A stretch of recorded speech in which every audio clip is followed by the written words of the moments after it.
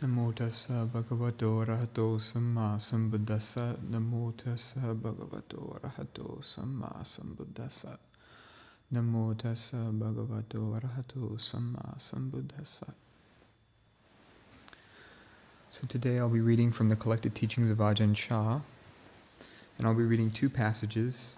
One of them is maybe kind of an extension or a conclusion of a passage that was read yesterday by Tan Nisabho, and there was some discussion about whether or not there was the part read about Ajahn Chah's experience during meditation, I think of his body exploding and such like, and there was a question about whether or not that was result of wisdom or of samadhi or stream entry, something like that. And so I'll actually be continuing reading. This is the Tan Nisabho was reading from Stillness Flowing, the biography of Ajahn Chah, and the quote ended in that part in the book there, but actually there's another transcription of that talk, translation of that talk in the collected teachings of Ajahn Chah, which continues from that point. And we thought it might be interesting to kind of give a little bit more of Luang Por Chah's reflections upon that specific experience. So I'll just continue on from where Tan Nisabho left off. This way of experiencing things doesn't deteriorate. It persists and carries on. Give it a try. If it really is as I describe, you won't have to go searching very far. Just look into your own heart. This heart is staunchly courageous, unshakably bold. It's the heart's power, its source of strength and energy. The heart has this potential strength. This is the power and force of samadhi. At this point, it's still just the power and purity that the mind derives from samadhi. This level of samadhi is samadhi at its ultimate. The mind has attained the summit of samadhi. It's not mere momentary concentration. If you were to switch to vipassana meditation at this point, the contemplation would be uninterrupted and insightful. Or you could take that focused energy and use it in other ways. From this point on, you could develop psychic powers, perform miraculous feats, or use it in any way you wanted. Ascetics and hermits have used samadhi energy for making holy water, talismans, or casting spells. These things are all possible at this stage and may be of some benefit in their own way, but it's like the benefit of alcohol. You drink it, and then you get drunk. This level of samadhi is a rest stop. The Buddha stopped and rested here. It forms the foundation for contemplation and vipassana. However, it's not necessary to have such profound samadhi as this in order to observe the conditions around us. So keep on steadily contemplating the process of cause and effect. To do this, we focus the peace and clarity of our minds to analyze the sights, sounds, smells, tastes, physical sensations, thoughts, and mental states we experience. Examine moods and emotions, whether positive or negative, happy or unhappy. Examine everything. It's as though someone else has climbed up to a mango tree and is shaking down the fruit while we wait underneath to gather them up. The ones which are rotten, we don't pick up. Just gather the good mangoes. It's not exhausting because we don't have to climb up the tree. We simply wait underneath to reap its fruit. Do you get the meaning of this simile? Everything experienced with a peaceful mind confers greater understanding. No longer do we create proliferating interpretations around what is experienced. Wealth, fame, blame, praise, happiness, and unhappiness come of their own accord, and we're at peace. We're wise. It's actually fun. It becomes fun to sift through this and sort out these things. What other people call good, bad, evil, here, there, happiness, unhappiness, or whatever. It all gets taken in for our own profit. Someone else has climbed up the mango tree and is shaking the branches to make the mangoes fall down on us. We simply enjoy ourselves gathering the fruit without fear. What's there to be afraid of anyway? It's someone else who's shaking the mangoes down to us. Wealth, fame, praise, criticism, happiness, and unhappiness. and all the rest are no more than mangoes falling down, and we examine them with a serene heart. Then we'll know which ones are good and which are rotten. So that's from, this talk is entitled Unshakable Peace, and the passage that I just read is starting on page 444 of the single volume of the collected teachings. So now I'll switch gears and I'll start another talk. This is entitled Steady Practice. It's also known as Right Practice, Steady Practice in other publications. And this is on page 277 of the same volume. Wat Wanapotiyan here is certainly very peaceful, but this is meaningless if our minds are not calm. All places are peaceful. That some may seem distracting is because of our minds. However, a quiet place can help us to become calm by giving us the opportunity to train and thus harmonize with its calm.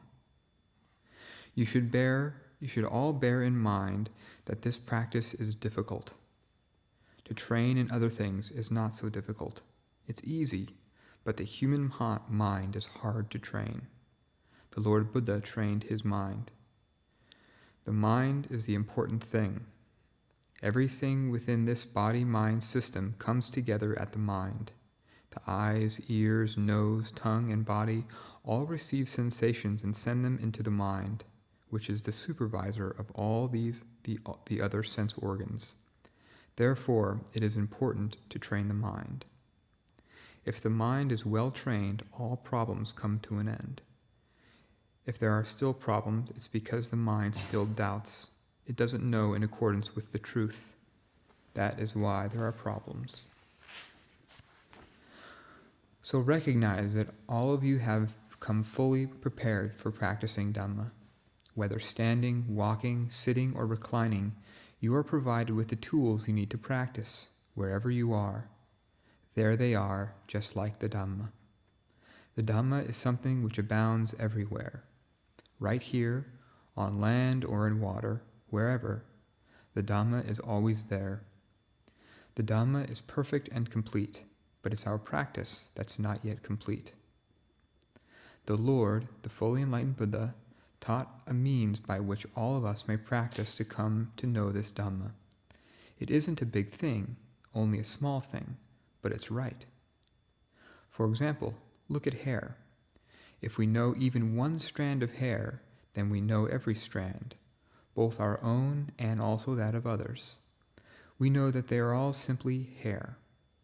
By knowing one strand of hair, we know it all. Or consider people. If we see the true nature of conditions within ourselves, then we know all the people in the world also, because all people are the same. Dhamma is like this. It's a small thing, and yet it's big. That is, to see the truth of one condition is to see the truth of them all. When we know the truth as it is, all problems come to an end. Nevertheless, the training is difficult. Why is it difficult? It's difficult because of wanting, tanha. If you don't want, then you don't practice. But if you practice out of desire, you won't see the Dhamma. Think about it, all of you. If you don't want to practice, you can't practice. You must first want to practice in order to actually do the practice. Whether stepping forward or stepping back, you meet desire. This is why the cultivators of the past have said that this practice is something that's extremely difficult to do. You don't see the Dhamma because of desire. Sometimes desire is very strong. You want to see the Dhamma immediately, but the Dhamma is not your mind. Your mind is not yet Dhamma. The Dhamma is one thing, and the mind is another. It's not that whatever you like is Dhamma, and whatever you don't like isn't. That's not the way it goes. Actually, this mind of ours is simply a condition of nature, like a tree in a forest. If you want a plank or a beam, it must come from a tree. But a tree is still only a tree. It's not yet a beam or a plank. Before it can really be of use to us, we must take that tree and saw it into beams or planks. It's the same tree, but it becomes transformed into something else. Intrinsically, it's just a tree, a condition of nature. But in its raw state, it isn't yet of much use to those who need timber. Our mind is like this. It is a condition of nature. As such, it perceives thoughts, it discriminates into beautiful and ugly, and so on. This mind of ours must be further trained. We can't just let it be. It's a condition of nature. Train it to realize that it's a condition of nature. Improve on nature so that it's appropriate to our needs, which is Dhamma. Dhamma is something which must be practiced and brought within. If you don't practice, you won't know. Frankly speaking, you won't know the Dhamma just by reading it or studying it. Or if you do know it, your knowledge is still defective. For example, this spittoon here. Everybody knows it's a spittoon, but they don't fully know the spittoon. Why don't they fully know it? If I called the spittoon a saucepan, what would you say? Suppose that every time I asked for it, I said, "Please bring that saucepan over here." That would confuse you. Why so? Because you don't fully know the spittoon. If you did, there would be no problem. You would simply pick up that object and hand it to me, because actually there isn't any spittoon. Do you understand? It's a spittoon due to convention. This convention is accepted all over the country, so it's a spittoon. But there isn't any real spittoon. If somebody wants to call it a saucepan, it can be a saucepan. It can be whatever you call it. This is called concept. If we fully know the spittoon, then even if somebody calls it a saucepan, there's no problem. Whatever others may call it, we are unperturbed by it because we are not blind to its true nature. This is one who knows Dhamma. Now let's come back to ourselves. Suppose somebody said, "You're crazy," or "You're stupid," for example. Even though it may not be true, you wouldn't feel so good. Everything becomes difficult because of our ambitions to have and to achieve.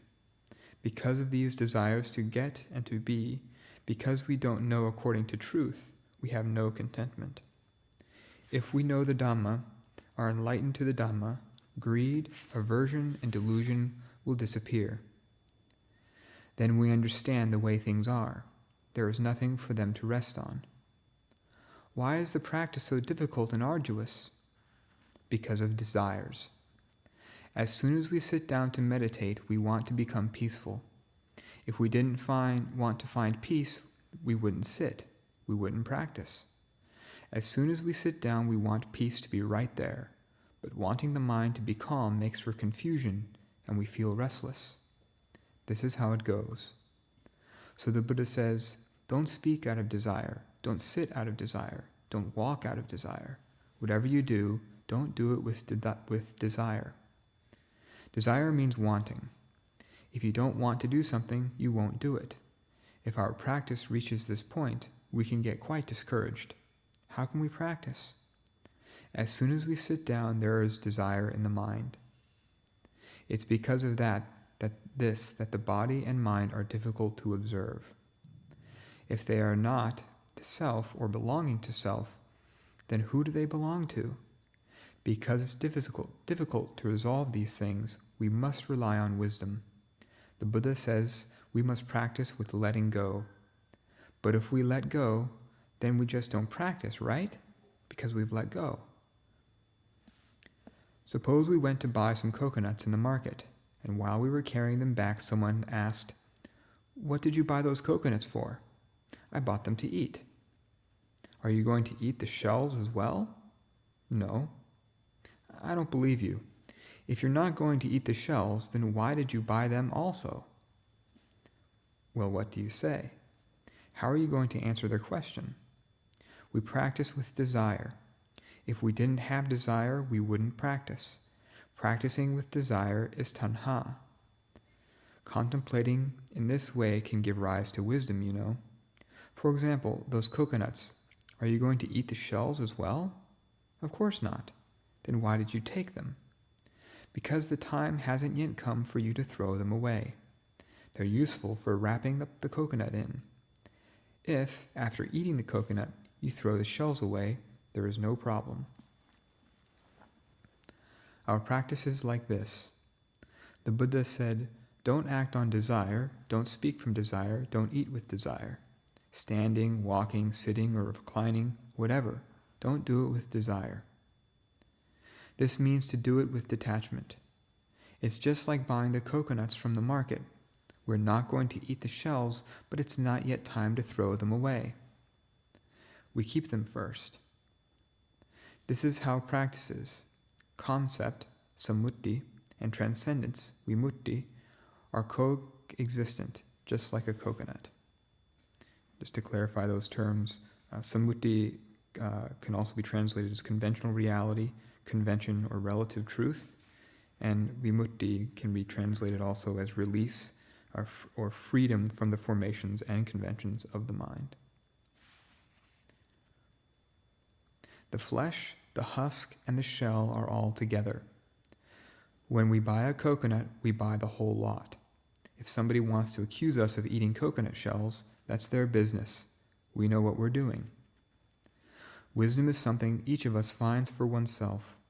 To see it, we must go neither fast nor slow. What should we do? Go to where there is neither fast nor slow. Going fast or going slow is not the way. But we're all impatient. We're in a hurry. As soon as we begin, we want to rush to the end. We don't want to be left behind. We want to succeed. When it comes to fixing our minds for meditation,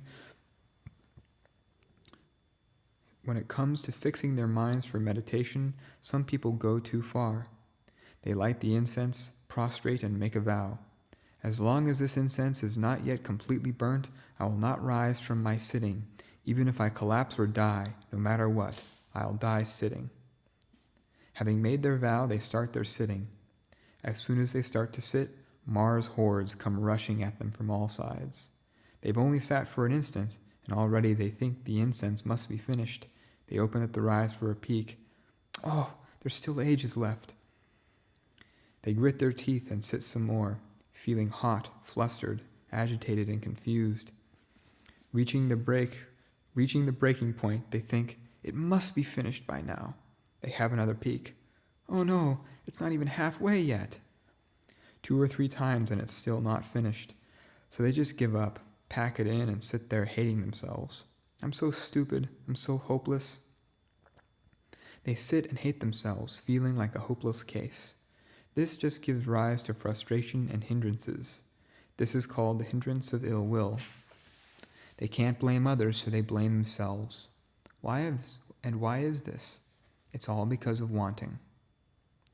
Actually, it isn't necessary to go through all that. To concentrate means to concentrate without detachment, not to concentrate yourself into knots.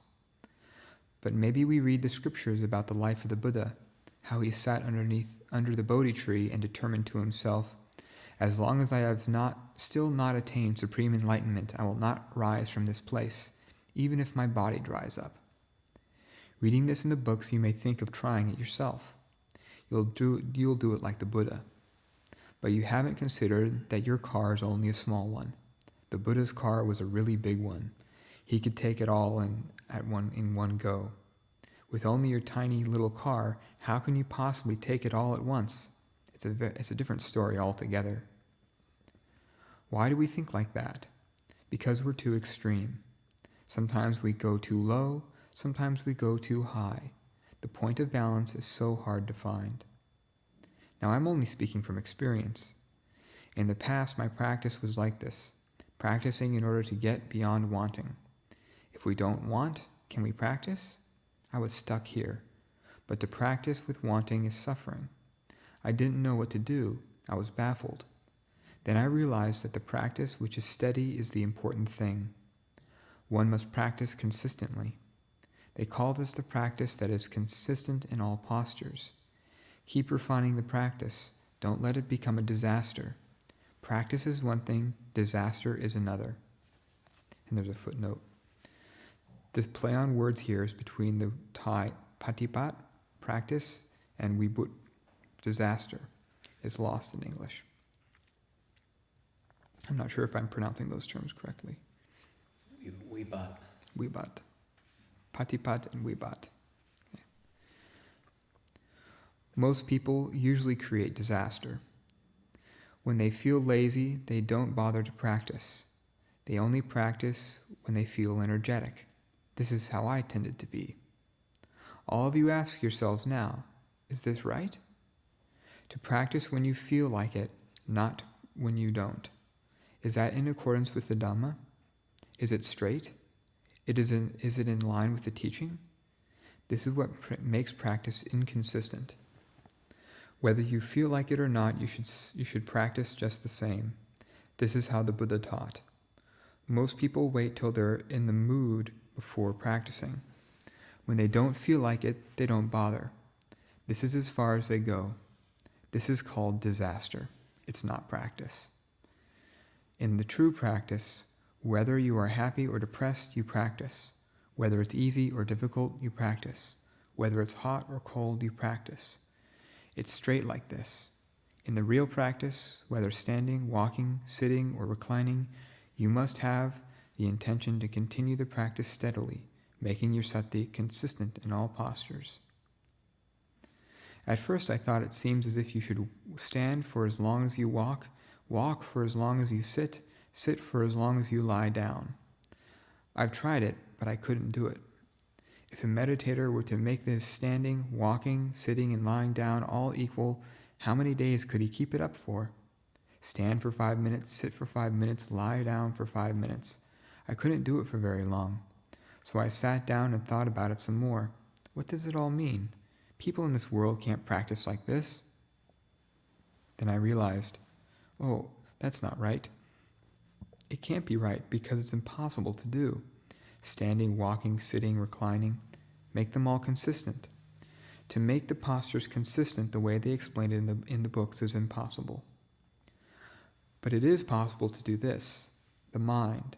Just consider the mind. To have sati, recollection, sampajanya, self-awareness, and panya, all-around wisdom, this you can do.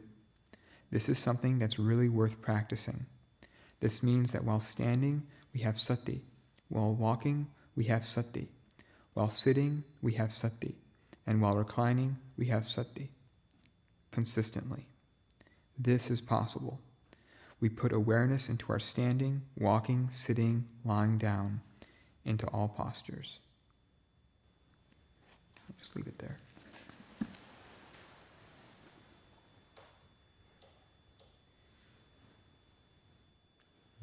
Any thoughts or questions? I was curious, the passage that Tan Suhajjo wrote in the beginning that you picked out, what did that clarify, or what did that bring up for you from yesterday's discussion? That's I had gone and looked back at that original. I'm not sure why Ajahn Jayasaro stopped where he did in Stillness Flowing. Maybe it just didn't fit with what he wanted to present in that particular chapter to keep going. But just basically that it clarified the question that seemed to be going around was this a profound state of insight or wisdom or what was it, and I think that in a sense at the very end of the very end of the part that Tan Nisabho read yesterday, right where Tan Suhajjo picked up, he kind of posed that question himself, and what was this, and then he basically said who knows, and then Tan Suhajjo kind of went on further where Luang Por elaborated that essentially it was obviously a very profound state of samadhi, and it could be very useful at that point to further investigate using that clarity of mind to develop some deep insight, deep wisdom, or as he said also, you can develop whatever you want to with that state of mind, like psychic powers or whatever. But that essentially he was clarifying that that experience was whatever you wanted to label it, it was a state of samadhi. That's kind of appreciated the clarification of that more clearly. I believe the exact words were, "This is when samadhi reaches its ultimate point." Yeah. So Profound. It's most profound. which still isn't clear, because that could be pointing to liberation attainments being classed as the ultimate point of samadhi as well, in terms of nirodha samapati being the ultimate samadhi. So it's still Yeah, no, I guess my impression Totally. from the further clarification was though that,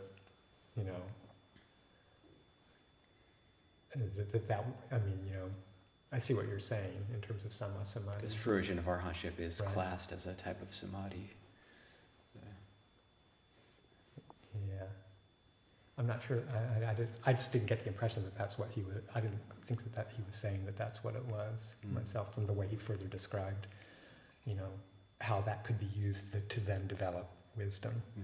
I'm not saying that's Yeah. what it is, but I'm saying it's not sure. I don't know if I would say it's now clear that it's just a state of samadhi. Oh, I didn't say just. There's not a just there. There was a very profound state of samadhi. But he was pointing to the fact that then it's at that point that you can use that state of clarity. And he said that to develop insight, develop wisdom, whatever you want to develop with it. Yeah, That purity of mind. Yeah, that's true. Because they do say in the suttas the fourth jhana can be develop psychic powers, can go to all these different. Right. So we consider that it was the fourth stage of jhana. I think you have to go back to what he said, was this that, what do you want to label it? Who knows? He wasn't even, he's not labeling it, Well, he must have known, didn't he? Whether it was 1, 2, 3, or 4.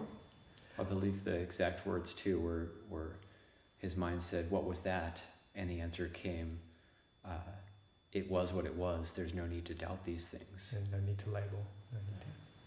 Do you think that was the first time that he had experienced that? I mean, you're asking a question that I can't possibly know the answer to.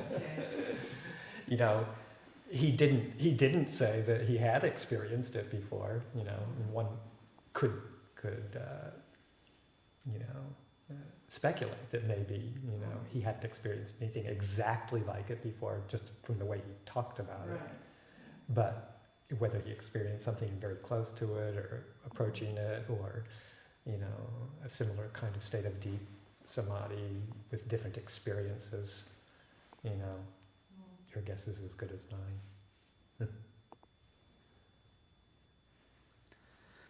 Also, just to sort of point out that in the early strata of like basically if you take a look at the Pali Canon only, I mean, there's not just the quote, the 4 jhanas. I mean, there's a whole sort of spectrum of states of samadhi which the Buddha mentions, but doesn't go into detail about, in terms of like animitta samadhi, Right. or The sight of the beautiful. exactly. Yeah. So there's all kinds of different ceto vimuttis and all kinds of stuff, and so it's these sort of strict classification schemes maybe the Buddha may not have really taught with such strict divisions between the different types of samadhi, and clearly Ajahn Chah doesn't either.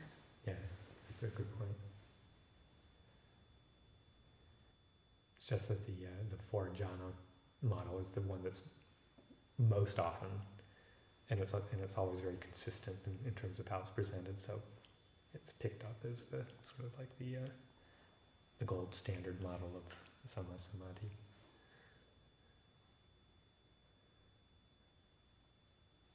I also appreciate it in that same passage, just, for those of us who, for all of these states are mostly speculation, that, his point being that you don't need this level of samadhi to, start investigating, to start looking deeply, to start considering your experience and seeing it for what it is. You don't need that state of a samadhi to begin the process of,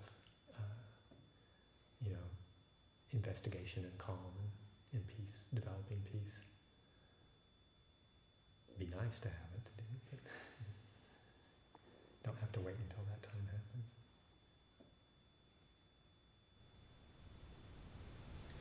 Ajahn Kalyan was saying that the fourth jhana was kind of this threshold for all these powers to happen a lot. He told a story of at Wat Pong, I think, like he was like some monk sort of prodding Ajahn Dun. Like, they say you can, but can you? And everyone says maybe you've got it, and then the monk suddenly just kind of collapsed and was like, I'm sorry, and like apparently just like sucked the energy right out of him or something. It's a fun story.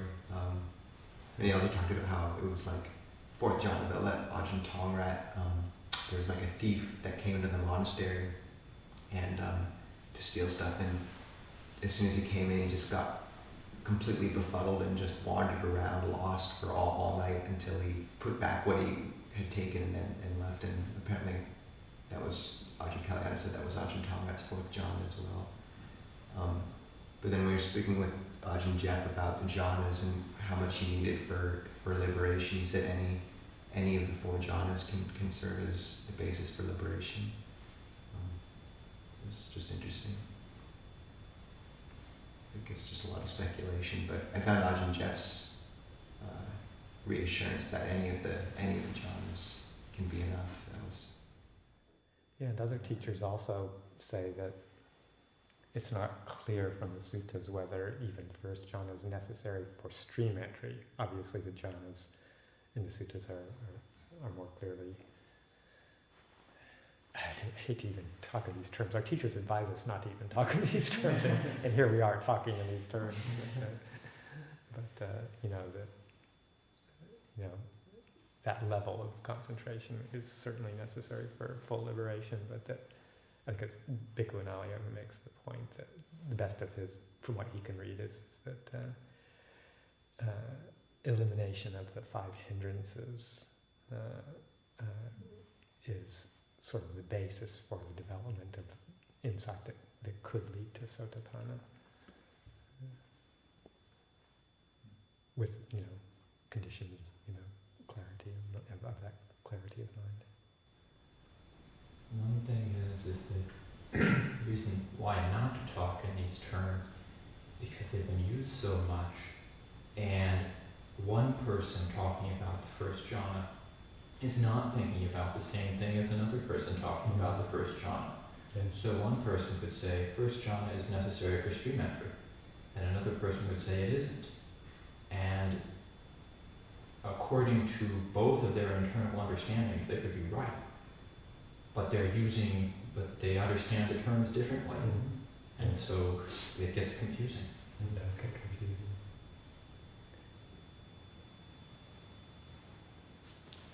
May I ask another confusing question about Dhamma?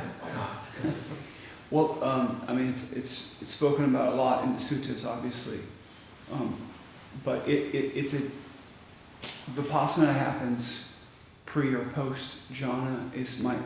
Jhana is my understanding is intense concentration, but then something happens after, which is vipassana, which leads to insight. Or I guess what I get confused about, it's not like I'm searching after jhanas or whatever, it's just really more about curiosity, because it's mentioned so much in the suttas, is it just that you get, or the teaching is there's just so much calm and serenity that comes from the jhana that afterwards it opens something up perhaps and leads to deeper vipassana, which leads to insight, liberating insight. Vipassana is insight.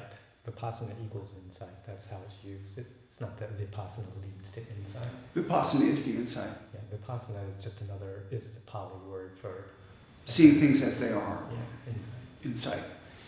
So, does that calm and serenity then create something? I just haven't seen it taught in the suttas. It depends on who you talk to, and that's exactly what Ajahn Chah was just saying, that these terms are being used differently from different standpoints in the commentaries, which a lot of teachings that are put out there in the West, and even from our Sangha to some extent, are based on some of the commentarial interpretations of what jhana is, of what samatha is, what vipassana is, and that Scholars will debate about whether that's actually what was presented in the canon itself, or whether it's kind of a far off branch or a close branch or whatever.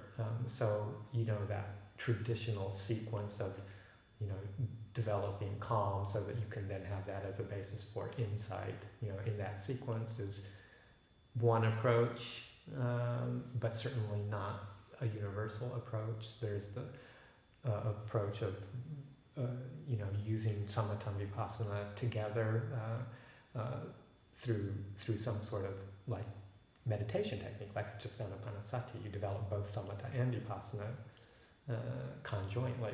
They can't be separated from each other, and they mutually reinforce each other. So calm helps to develop insight. Insight helps to develop calm. Whether jhana is quote unquote required before a certain stage of insight depends on who you talk to, and depends on how they define jhana.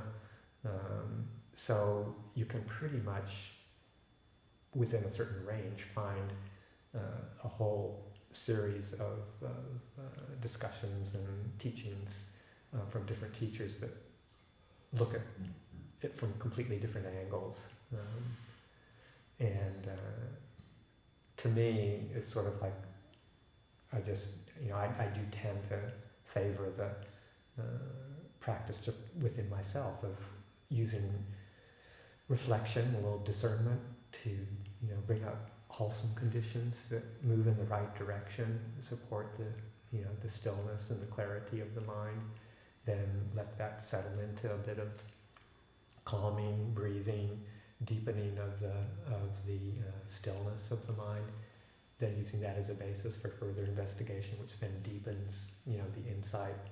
And then they kind of play back on each other, and not in any particular kind of necessary sequence, but just as sort of an organic process, which means you have to keep your own discernment alive and investigating as to what's the results of whatever it is that I'm doing.